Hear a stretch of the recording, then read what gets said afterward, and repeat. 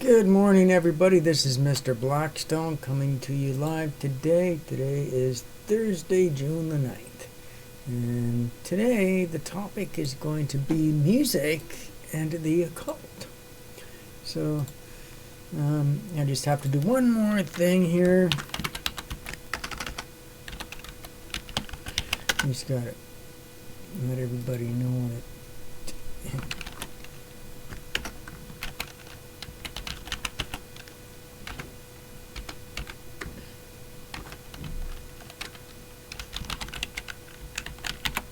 I should have did this before I started streaming.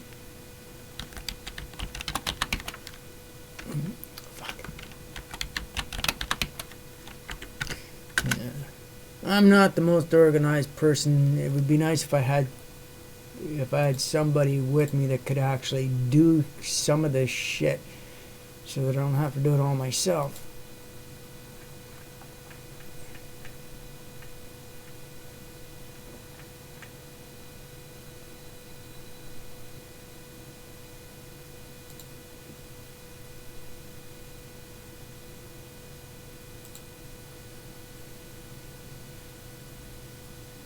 So I'll just be a minute.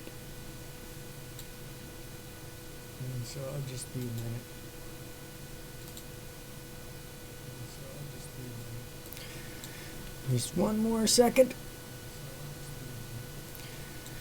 Just one more second. Just one more second.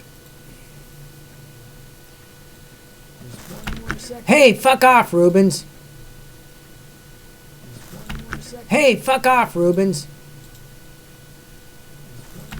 Hey, fuck off, Rubens.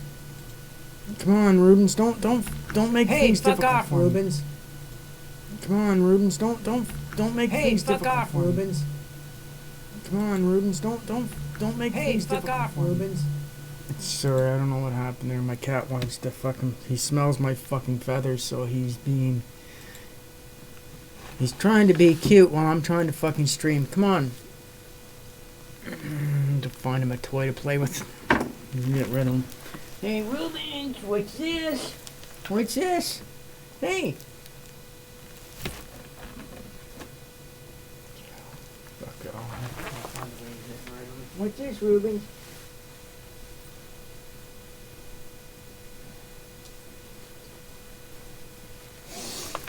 I just hate it when he jumps on my keyboard. Alright, so today we are talking about music and the occult. And it's been long said that musicians hold great magical powers. Back in the day, we're going way, way, way back. Musicians, when they went through a town, they judged the musician by whether or not the town had good fortune or bad fortune, because it was believed that musicians could either curse a village or bless a village depending upon what music they played or what songs they did. And whether that's true or not, but we do know that music is one of the most powerful tools in the universe.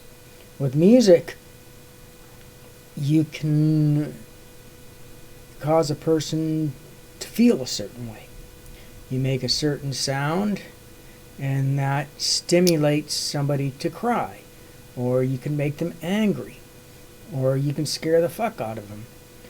You can get their body to react in a certain way with certain frequencies. And it's long been said that at that time, musicians also made their own instruments. And there was a lot of energy put into making their instruments, because it was pretty much what a wand would be to a pagan. And so they tried to put as much of their positive focus and thoughts into making the instrument. And It is rumored that if you hit the right note, you can raise the devil himself.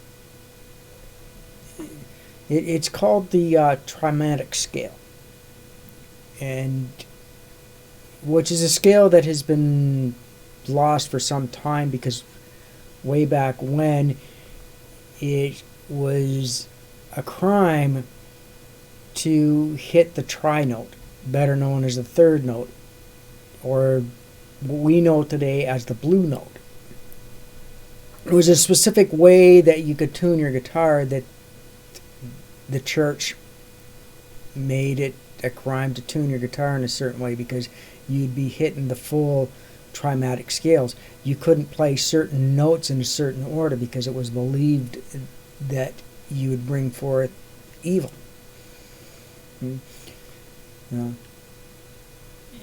So like, I mean, could you imagine being a musician back in those days and going into a town, and playing, like in the town square, and all of a sudden a great fire happens and you're trying to play something positive and then something negative happens, and the next thing you know, you run out of town.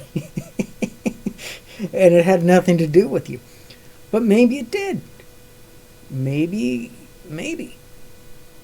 Or maybe it was the previous musician.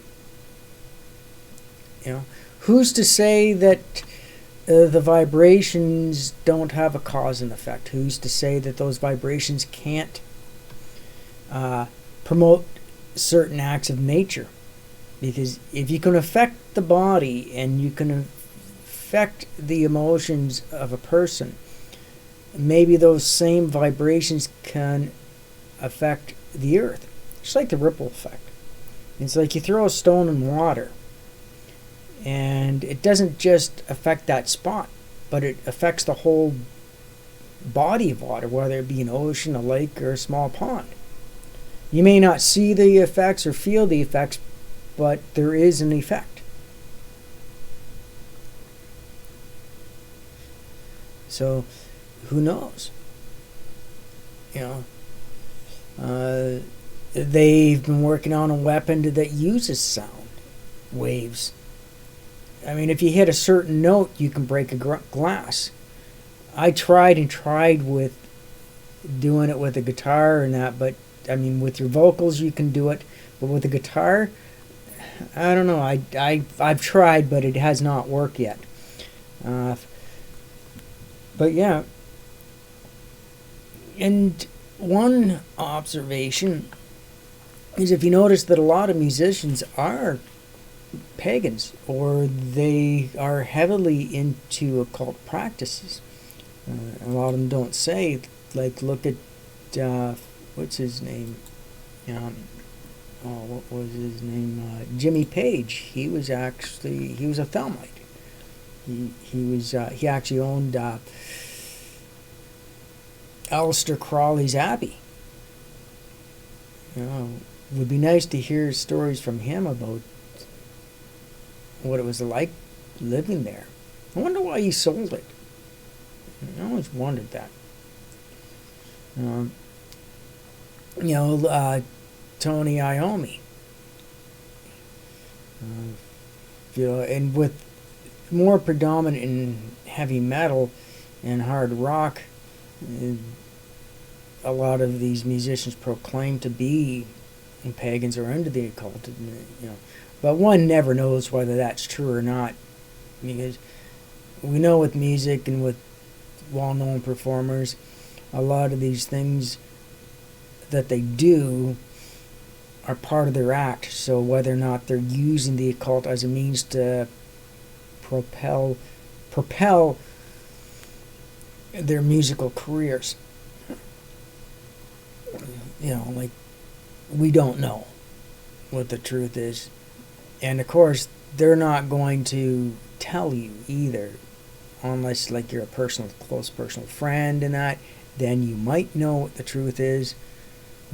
Me, I am a pagan, and I'm not just using it to propel my career.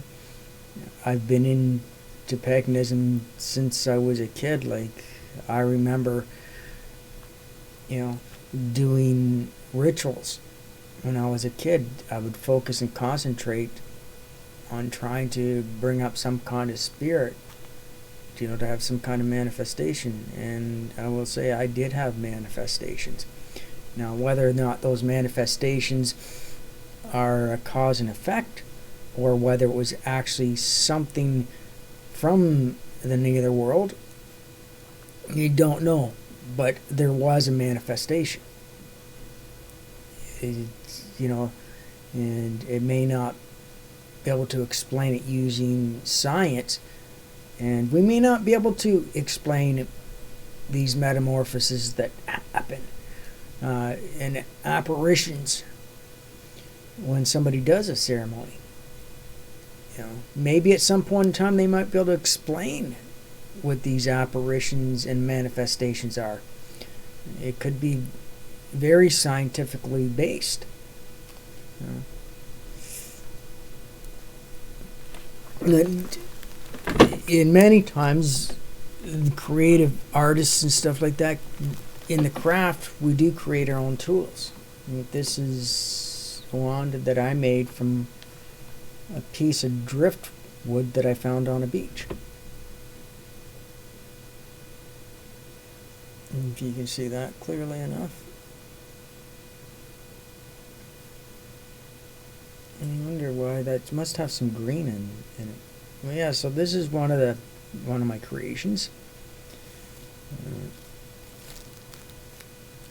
It's yeah.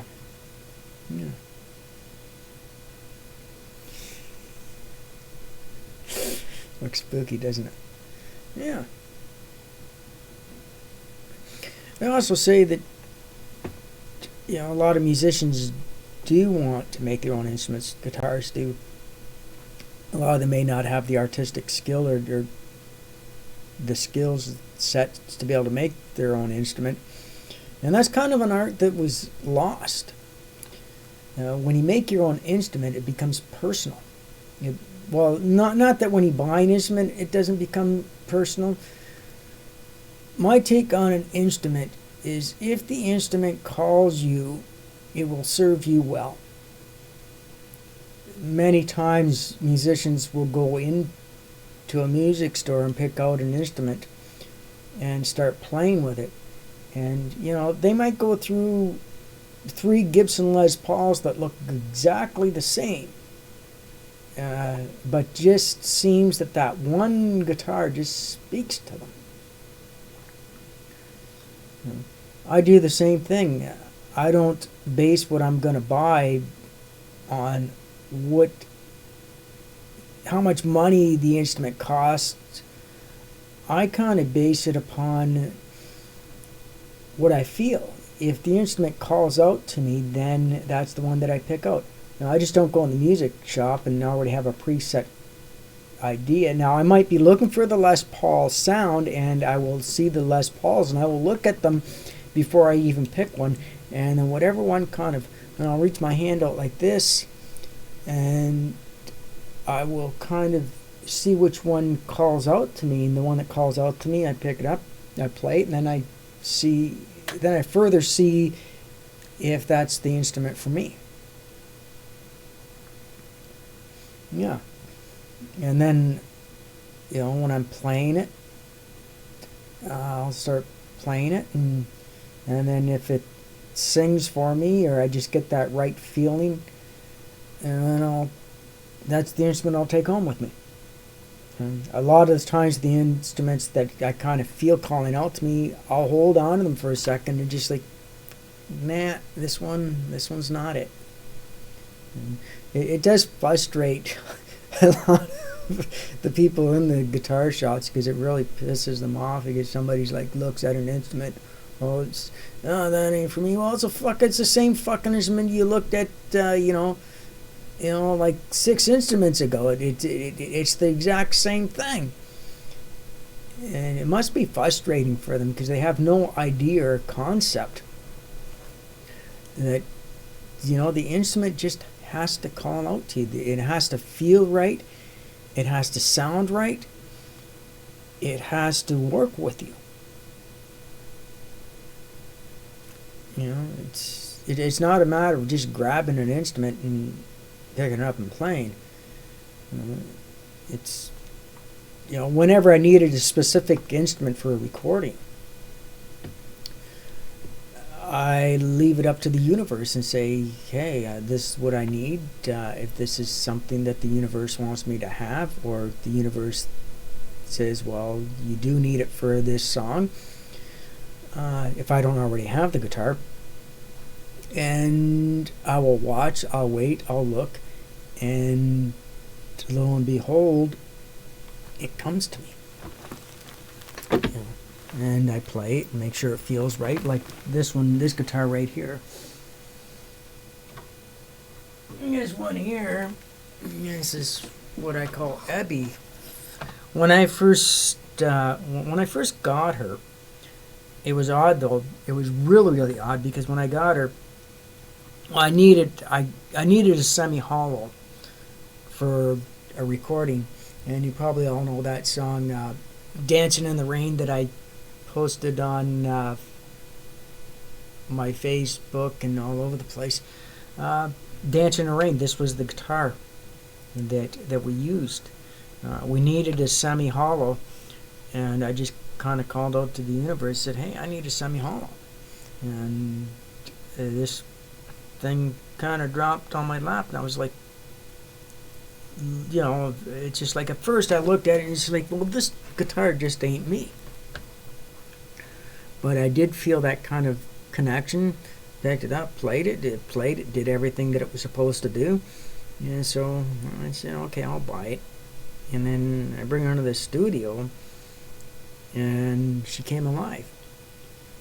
And it took a while, and then suddenly, I guess, she wasn't used to my style of play, because she's a jazz guitar, specifically designed and everything for jazz. I mean, as you can see, the floating bridge. So, yeah. And so that's how I got her. And after I started doing a few jazz chords on her, she started to sing for me. And then we kind of got a relationship now. It's just like, she's like, okay. It was more or less of a thing where I wanted a ES335 style guitar. But, she kind of called out to me, and now we have kind of like that relationship. Now, I tuned this guitar a half a step down. But if you talking about the trimatic scale,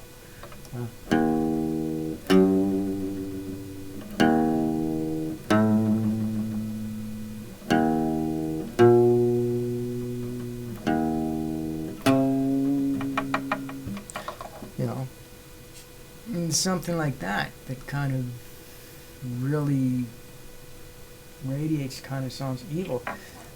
And a lot of musicians have actually tried to play in a way that would call upon the fabled devil, like hit the right notes, like from this one.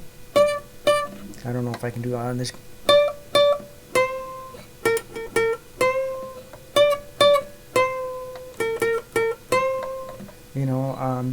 From a,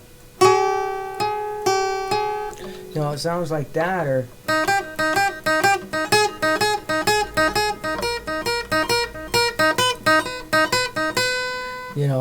like AC/DC.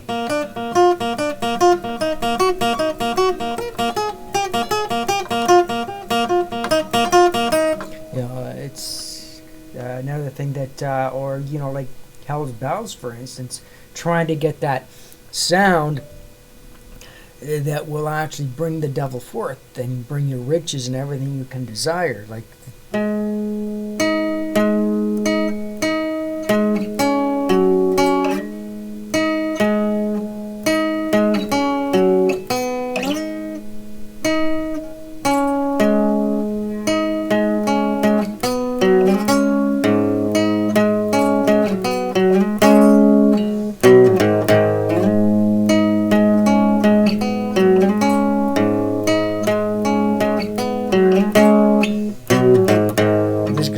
extremely hard to play because well, one, the floating bridge and the trapeze, and it doesn't really pick up the sounds as much.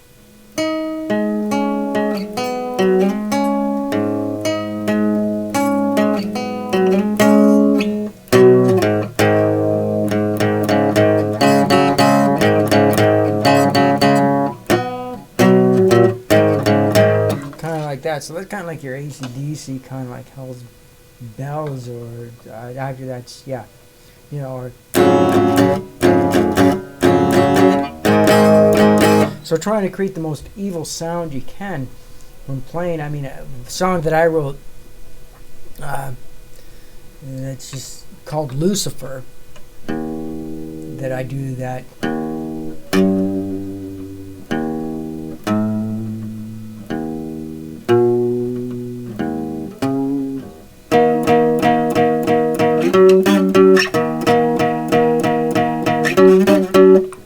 That really fucking evil sound. It sounds better when you tune the guitar down one full step, and that just brings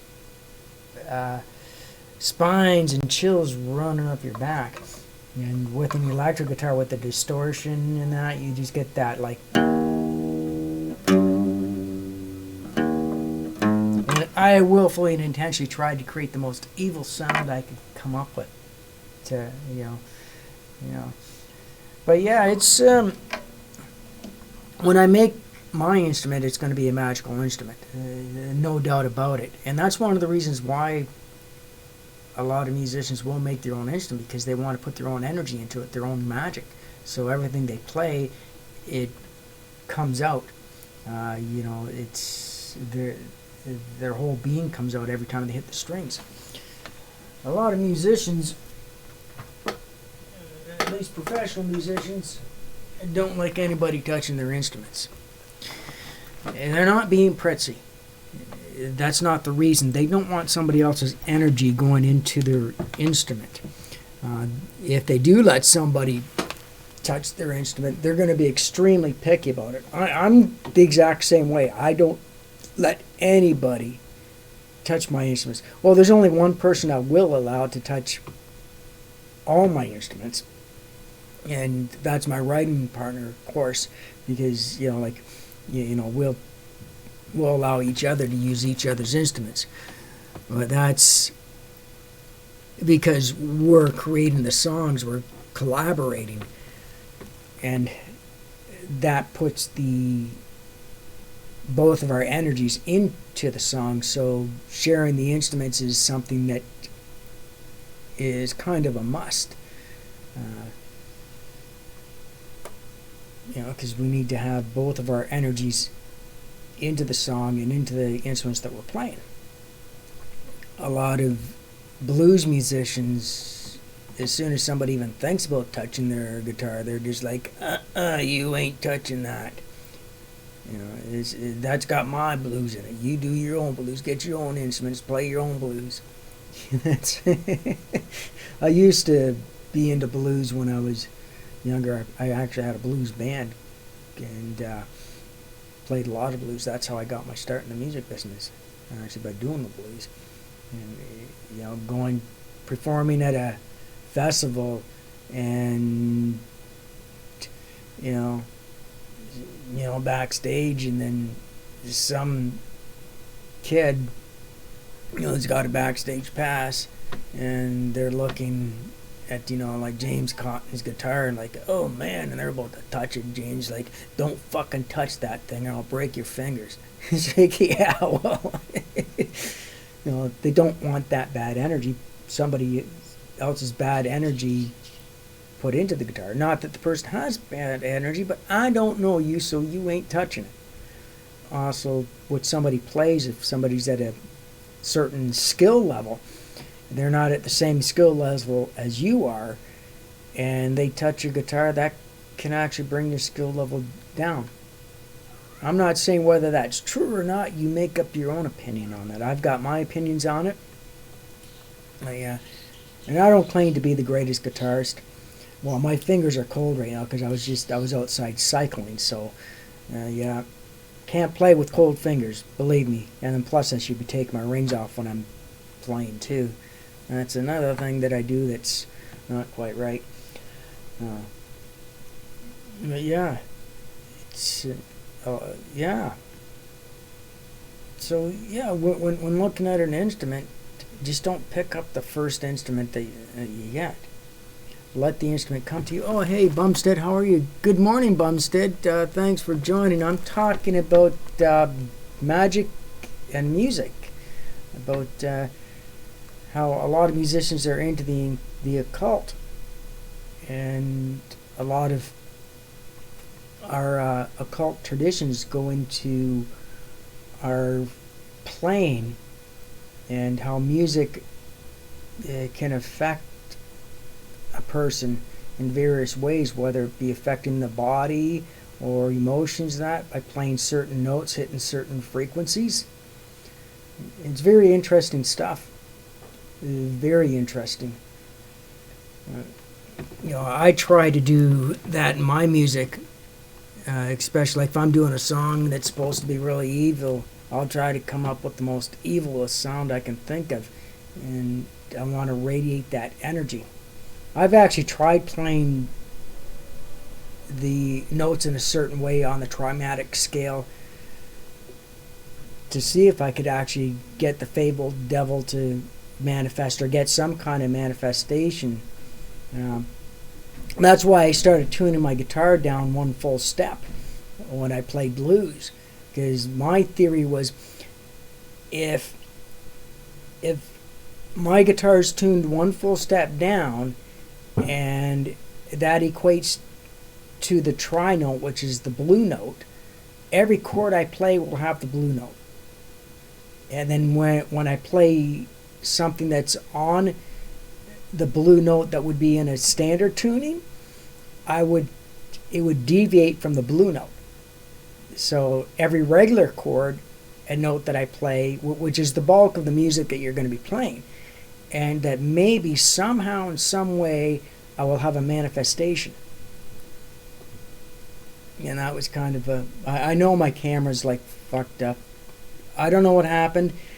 Streamlabs did a fucking update and it screwed up all my settings on my chroma key, which totally sucks. Yeah, I've actually tried many times to bring the devil forth. I don't believe the devil exists. There are beings out there that exist, but the Christian devil's non-existent. It's a fairy tale. It's a myth. It's lore. There's nothing true about it. It's just it was all myth and lore written in order to obtain a land grant by a defeated King Nebuchadnezzar. Yeah. And they thought that the trimatic scale was lost, because back in the Dark Ages, when they outlawed the blue note and certain way tune your guitar, nobody, it kind of got lost. And it said that what was one of the great musicians, they said that he actually was able to have a manifestation, bring forth the devil himself. Yeah. I think it was Sebastian, I think it was Bach, or was it Beethoven? One of the two. It was either, or no, it was Michelangelo, the painter Michelangelo. He was actually an occultist, believe it or not. And in a lot of his paintings in the cathedrals, when you see Mary depicted, actually that's the goddess Bridget. So he kind of, in a roundabout way, painted in the pagan gods and goddesses on the murals he did in the cathedrals, and he made it so subtle that only a pagan would notice, if anybody. Like, look at the depiction of the mythical Jesus. Actually, that is one of the gods I think it wasn't Kronos. It was Sedwin. And Sedwin had a halo around his head. And that's another thing, how in paganism, our deities, the halo represented that a person had the gift. So it was kind of it was, and you will see in some of these old cathedrals, you will actually see pentagrams. It's in such a subtle way. But yeah, Michelangelo was in. Yeah, they actually said that he was able to bring forth the devils, and then bring forth this non-existent god to exorcise the beast.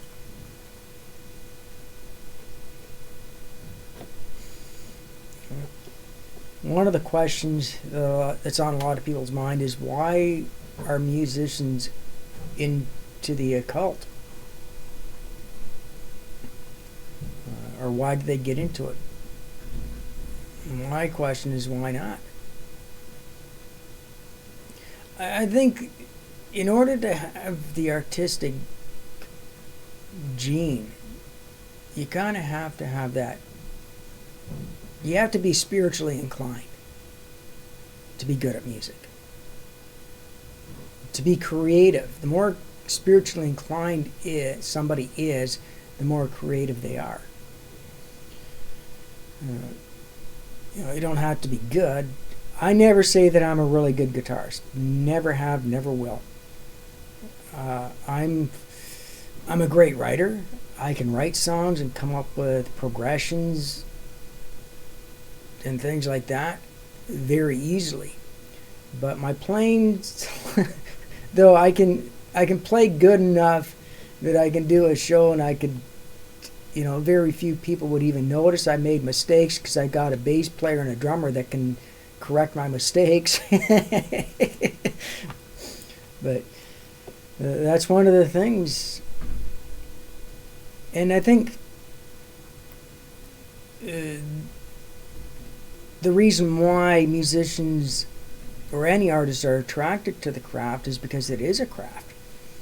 We're connected to that spiritual realm. And by creating things, you're welcoming that. And then you open your mind to new perspective and ideas. Artists think on a different plane than most people. Most people think in a straight line. Whereas artists well, what if this? What if that? So it's right off the scale. It's the same thing with pagans. They kind of go off. They don't think in a straight line either. But their wavering isn't as much as somebody who's creative, because it's just like the question is always, what if? What if? A sci-fi fan, you'll ask somebody a question who's into science fiction, and you'll ask them a question. Well, look at that. What do you think of that? Well, what if they did this? What if they did that? And that would be a different concept and an idea. Whereas you ask somebody who's creative, the question, well, what do you think of that? Well, I would do this, I would do that, and I'd give that a try. So there's not much of a difference between a sci-fi fan and somebody who's artistic. The sci-fi fan will say, what if? The artist will say, well, let's do it. Well, we can't do it. Well, why not? I'm going to do it anyway. That's the difference between somebody with a creative mind and the science fiction. Whereas people who aren't creatively inclined, or they can't really think of the different variables, just look at it and say, well, what if? Well, what do you wait for? Why don't you do something? Or that's stupid. That's not the way we do it. I think that's why a lot of musicians will gravitate towards the occult, because the occult is more accepting towards ideas and concepts that don't fall along with the mainstream. Because you can't be a mainstream thinker and be a musician. Like, you can't. You have to have that, far out of the box thinking in order to create something. Because what you're doing is you're taking something that doesn't exist and you're turning it into something. And where are you going to get that idea from? The average person can't really have that concept of taking something that doesn't exist and putting it into fruition, or making something out of it. It just doesn't exist. It's like, well, I'll make it exist. Quote from one of the well-known psychics, Sylvia Browne. She did a talk, and she said on Oprah, and somebody asked about seeing fairies, and she said something very interesting. She says, well, maybe you created it. You created it. It's your own creation.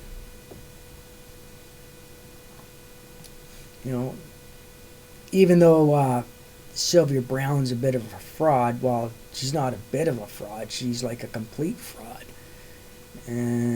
But she does have some understanding of how these things work, and she knew how to give the right answers, which is true. A lot of times, occultists will say that you created that, which is part of our teaching, because we create our own gods, we create our own spirits. Man made the gods, not the gods made the man.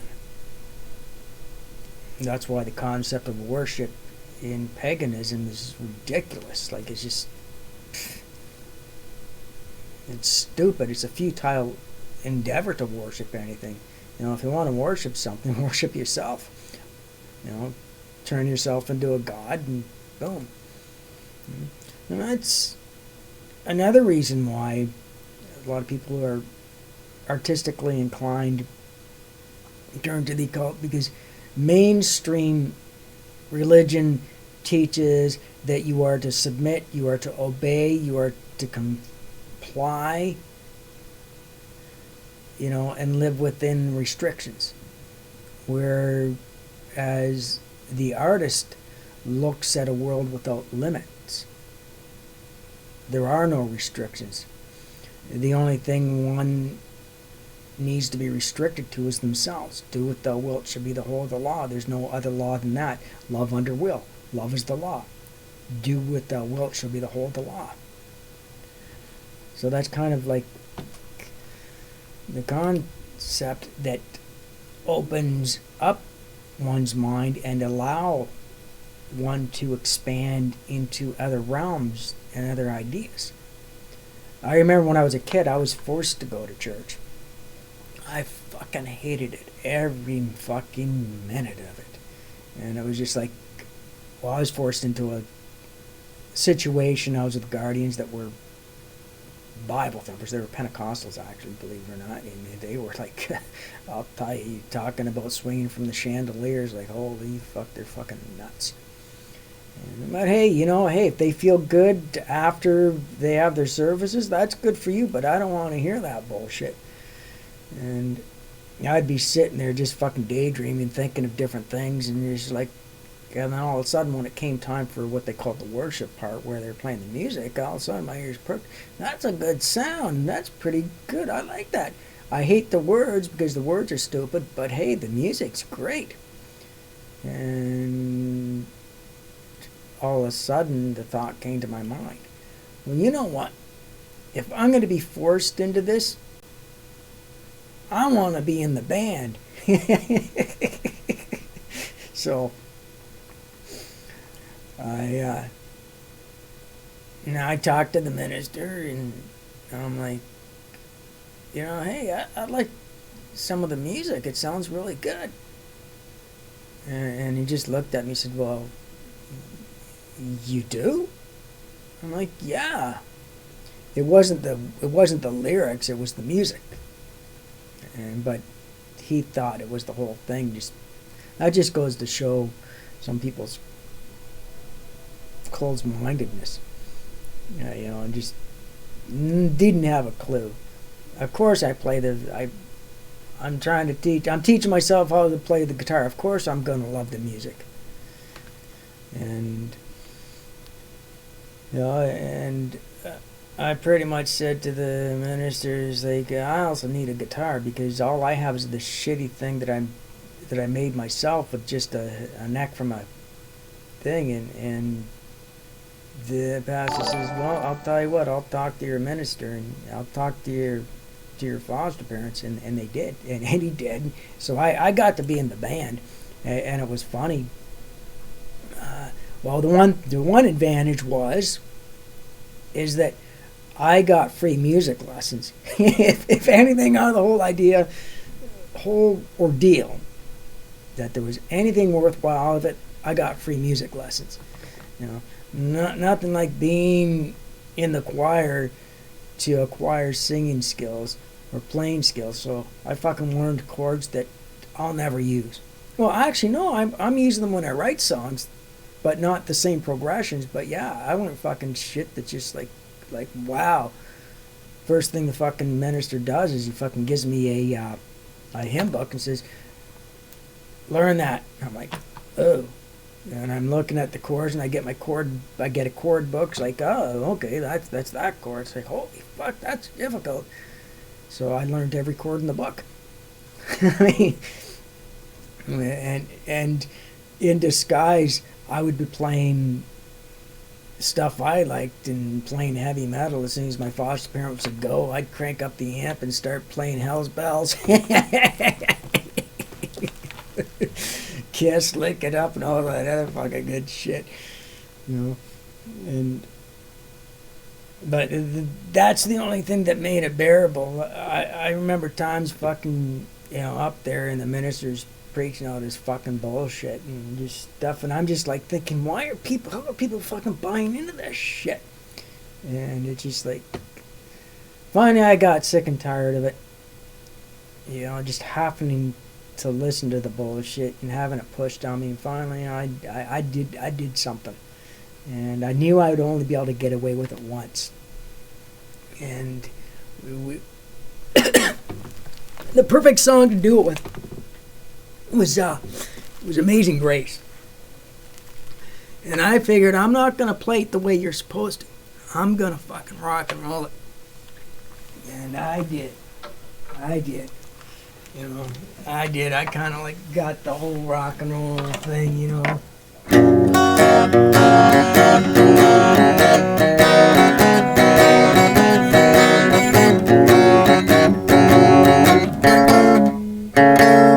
Sorry, my finger.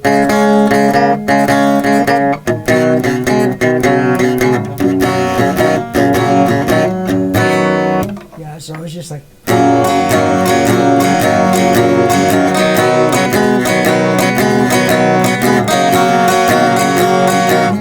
Sorry, my fingers are still cold from being outside.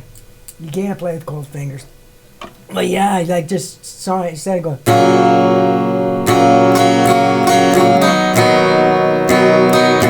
I'm just like.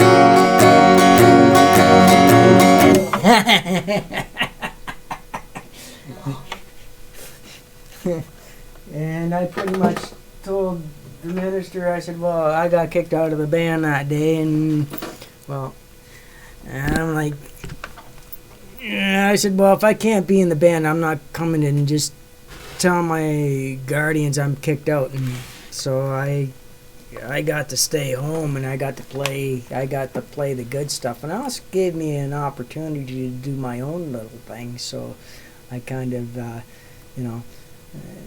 I would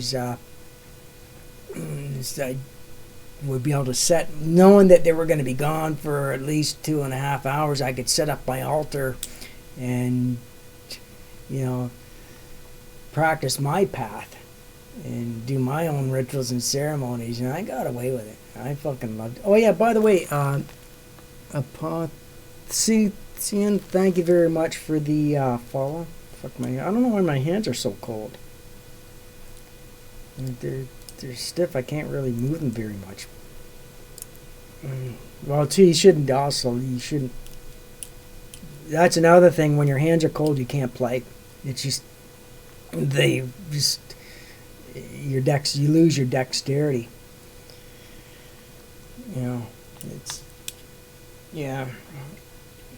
What is it?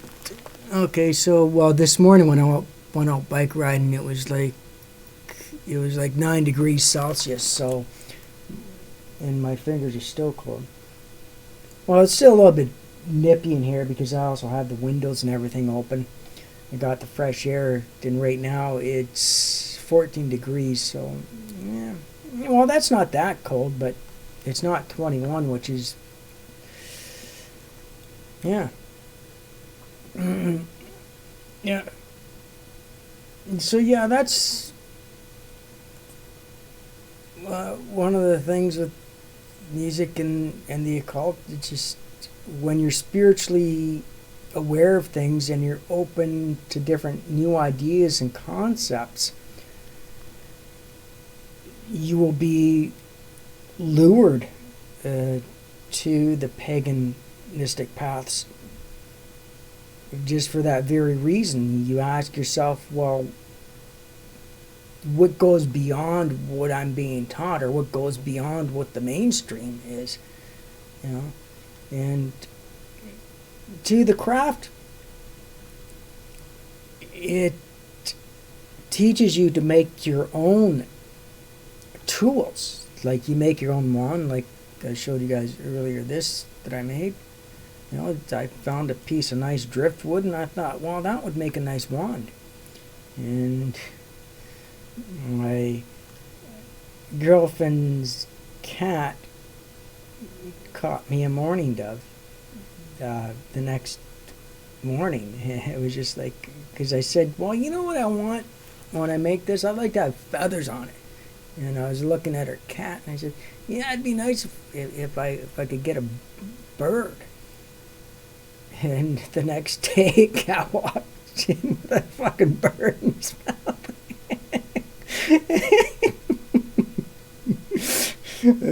My girlfriend just looks at me, she shakes her head, she's like, why did you have to tell the cat that? That was my mourning dove.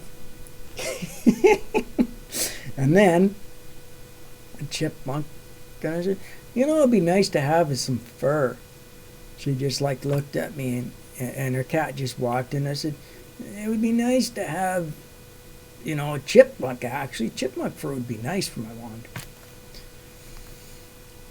Cat comes in. Meow. She is like, you're not catching him a chipmunk. No, you're not bringing that in my house. You can catch it, you can eat it, but don't bring it to me. Because I don't want to have to skin it. 2 hours later.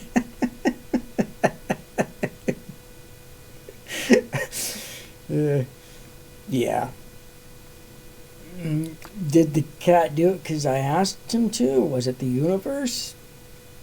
Was it just coincidence? Twice in a row. I'll leave that up to you to think. I mean, you can theorize, back on topic, you can theorize, and try to figure out why musicians are attracted to the occult. But who really knows? Maybe it just calls us. Just the same way that our instruments call us. We answer the call, and it's something we're interested in. Or maybe from a psychological standpoint, that the occult encourages creativeness. It's actually part of the path. And that could be the reason. There's many ways or many ideas you can come up with, and you can think of a lot of reasons for it. And my personal opinion is I think it's a bit of everything. The fact that paganism encourages you to create your own tools. Creativeness is, you make your own altars, you make your own wands. If you can get your own forge, you can make your own athme, which is ya dagger, which is your dagger that you use in ceremonies. Make everything. That could be the reason why musicians and artists are attracted to the occult. It could be that because we're such unusual characters that pagans and occultists are far from your average person.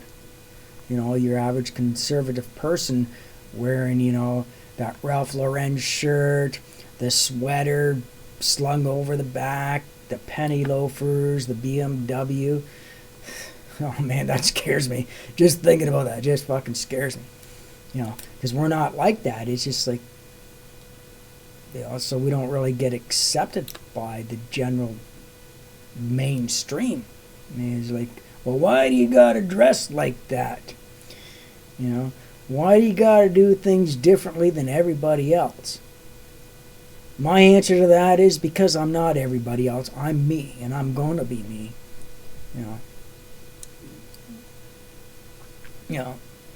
So that's perhaps is another reason, because the occult, the expectation is to be an individual, to be unique. And the more unique you are, the more accepted you are amongst those circles, because it's always, and the interest in the unusual. I mean, I can tell people that are in my coven that I can't tell family or friends or that aren't pagans. There are things that I can't tell them. Otherwise, they would just, they'd be fucking calling the men in white coats, say, let's lock this guy up, put him in the rubber room, let him bounce around for a few weeks or so. That'll straighten him up. There are just things I can talk about. And we all relate. We have similar ideas, similar thoughts. Not that our thoughts and ideas are any different than anybody else's, but amongst mainstream, certain things you just don't talk about, even in private. Whereas with the occult, we're open to talk about anything. Look at homosexuality. Back up until like 89 to the mid 90s, it wasn't accepted. You couldn't even talk about it, or people would like question, well, is that person, one of them? Those are things that we just kind of accept. Hey, you know what? I don't care what you are and what you are not. If you're happy with that, do what thou wilt. And the way we express ourselves is another reason. Self-expression. Expressing your individuality, your hidden most desires, or allowing those thoughts to surface. For instance, look at a Twisted Sister. A perfect example. On stage, I mean, he's one of the most well-respected people. You know, and I don't care whether you're straight or not, or whether somebody denies it.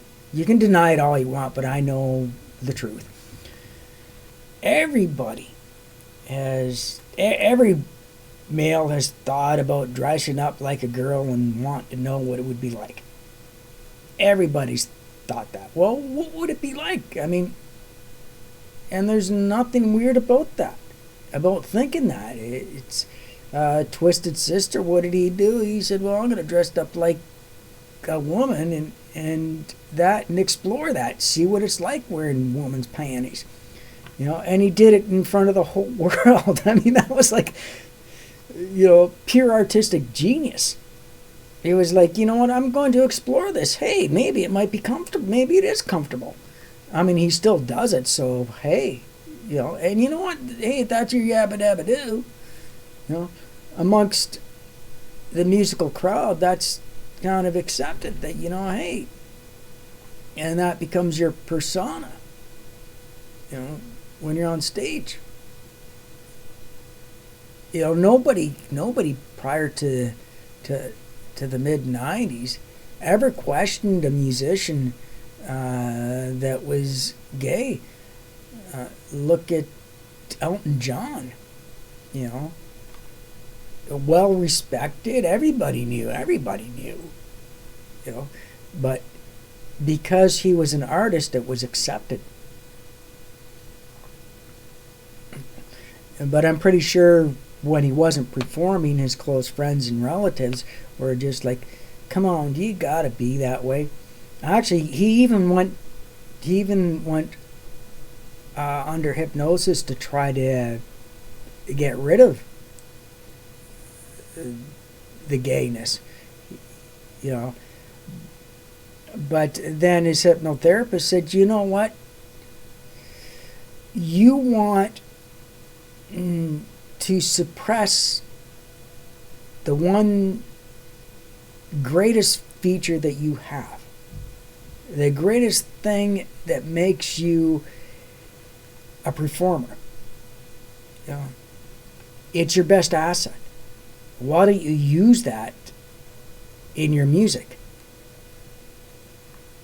And so the hypnotherapy turned from him wanting to get away from being gay to being, exploring his uniqueness. It's, yeah. I mean, look at Alice Cooper.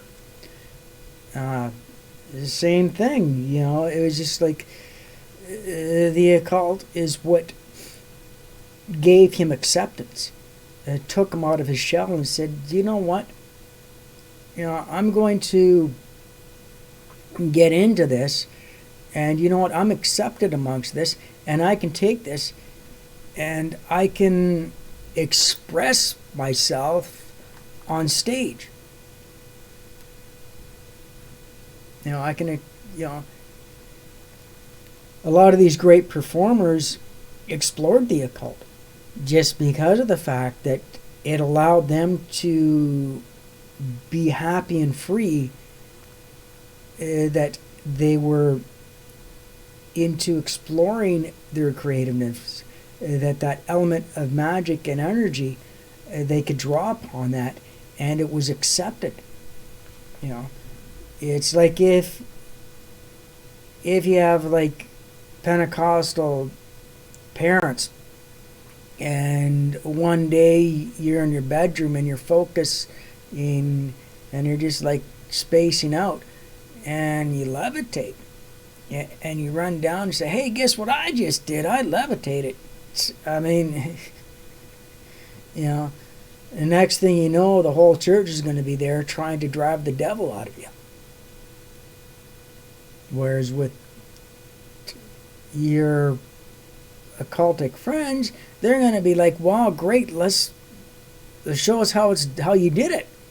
Let's do it." Or exploring those feelings and going into something, because it is scary and unusual I love when somebody tells me there's a haunted house. I want to go into that haunted house. You know, to me, it's attracting. You know, walk into that haunted house, everybody's, oh no, I'm scared, I don't want to do that. What if something comes after us, you know, possesses us, like what happened in The Exorcist, or the Poltergeist? Like, what if something like that happens?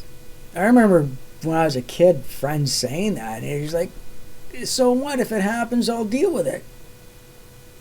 And you know, I walk in there and find it, oh, well, fuck, well, if something happens, it's going to be your fault. It's like, yeah, go fuck yourself. Come on in.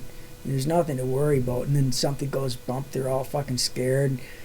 And they're having nightmares that are so bad for a week that they're pissing their beds. Like, guys, kids. And I was like, man, I'm going to go back in there. Oh, no, you know. Just like, you're going back in there. It's just like, hey. If there's something unusual, why not? I think that's another reason why artists and musicians turn to the occult, because exploring those things is accepted. You're encouraged to. If something scares you and, you know, runs chills up your back, embrace it. You know, like how many people would go into a place where somebody apparently was possessed? I would, just because of it. It's like, well, that's cool, that's interesting, I want to go into that haunted house. That's cool. You know, that acceptance on a psychological level, the fact that certain things are encouraged, you know, and anyway, what's wrong with the occult? You know, mainstream teaches that it's evil, it's bad. There's nothing bad or evil about it. Like, if there was bad and evil, you know, in it, you know, I would know. You know, for me, it's been nothing but a joyful experience. You know, it's improved my life, actually. But yeah, thank you very much for watching. Please like, share, subscribe. I will be back on again some other time, and hopefully next time when I do play my guitar, my fingers won't be as cold. It's, yeah, they do still feel cold, man. It's like, it takes a while for your fingers to warm up too. That's why when musicians are doing outdoor concerts and it's cold, you put your hand on hand warmers and before you go up to get your hands really warmed up so you can actually play. Yeah. So thanks for joining. Thank you for the follow, Apothean, and thanks for joining me, Ed Bumstead. And I shall be back. Tomorrow's going to be Forza Friday, so I'm going to be playing Forza. But remember, this is your channel, not mine. So, and it is everything under the sun. So I don't necessarily have to just do Forza on Friday. If you guys want something else, I'll do something else. If you want me to play, I mean, I can bring my amp in here, and I can play some music and that, and I'll just make sure that actually I can warm my hands up on my computer because like my tower's pretty warm. Like yeah, actually that's, yeah, there we go, cold hands. All right, thank you very much for watching. Please like, share, subscribe to all your friends. I will be back tomorrow. This is Mr. Blackstone signing out, saying hail fucking Satan and hail Amun Ra.